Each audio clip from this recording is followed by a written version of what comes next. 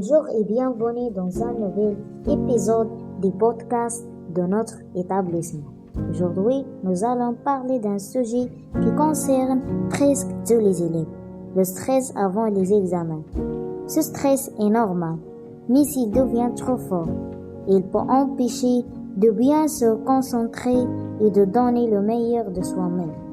Pourquoi ressent-on du stress avant un examen?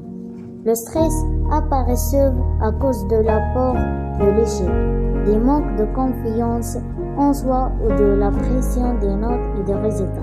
Parfois, il vient aussi d'un manque de préparation ou d'une mauvaise organisation des temps. Quels sont les effets du stress? Le stress peut provoquer des maux de tête, des difficultés à se concentrer, des troubles du sommeil, de la peur ou de la panique le jour de l'examen. Mais la bonne nouvelle, c'est qu'il existe des solutions simples pour le gérer.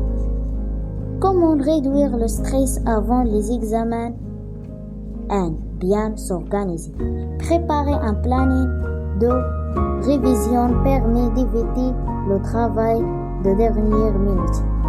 2. Réviser régulièrement. Il vaut mieux réviser un peu chaque jour plutôt que tout apprendre en une seule fois. 3. Prendre soin de son corps. Dormir suffisamment, manger équilibré et boire de l'eau aide le cerveau à mieux fonctionner. 4. Respirer et se détendre. Avant l'examen, prendre quelques respirations profondes aide à se calmer. 5. Penser positivement. Croire en soi est très important.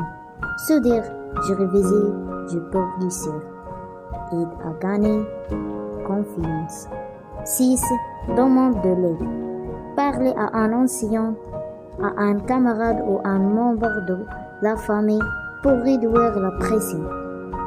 Le jour de l'examen, arrivez alors, lisez bien les questions et commencez par les exercices que vous maîtrisez le mieux.